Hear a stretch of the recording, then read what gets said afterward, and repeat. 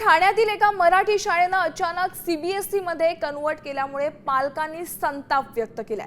मराठी शाळा बंद ठेवून सीबीएसईचे वर्ग सुरू करण्यात आलेत, त्यामुळे पालक संतापलेत आणि शाळेबाहेरच 3 दिवसांपासून पालकांनी ठिय्या आंदोलन केलंय। या क्षणाची मोठी बातमी पाहतोय। ठाण्यातील एका मराठी शाळेनं अचानक सीबीएसई मध्ये कन्वर्ट केल्यामुळे पालकांनी संताप व्यक्त केला आणि तब्बल 3 दिवस शाळा अचानक बंद करण्यात आली। त्यामुळे संतापलेल्या पालकांनी शाळेच्या बाहेर गेल्या 3 दिवसांपासून ठिय्या मांडलाय। पालकांना विश्वासात घ्यायला पाहिजे होते ना, का नाही घेतलं विश्वासात तुम्ही पालकांना?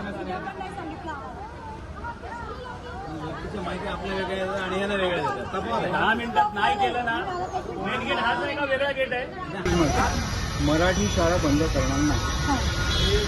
आम्हाला खरं कारण सांगायला पाहिजे। आम्हाला सांगितलं साफसफाईसाठी सुट्टी दिली शाळेला। बरोबर आहे, काही गोष्टी कॉन्फिडन्स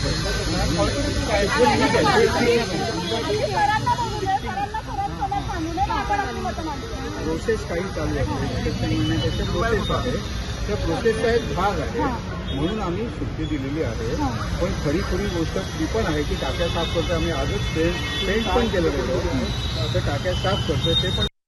तिथे जी नवीन इमारत बांधलेली आहे त्या विद्यार्थ्यांना आज सुट्टी देण्यात आली। जिथे मराठी मीडियम शाळा भरत होती तिथे इंग्लिश मीडियमचा बोर्ड लावण्यात आला आणि आज सीबीएसईचे काही दिल्लीवरनं लोक आलेली आहेत, त्यांना शाळा दाखवण्याचं काम सुरू आहे। याची चुणूक ह्या सगळ्या पालकांना लागली आणि त्या शाळेच्या बाजूला मोठ्या प्रमाणात उभे जमलेले आहेत। तो आम्हाला पण त्यांचा कॉल आला, आम्ही देखील इथे आलेलो आहेत। आता आमची एक पॅरेंट्स लोकांची टीम आता आम्ही वरती पाठवलेली आहे आणि ते सीबीएसईची जी लोक आलेली आहेत त्यांच्याशी चर्चा करतात।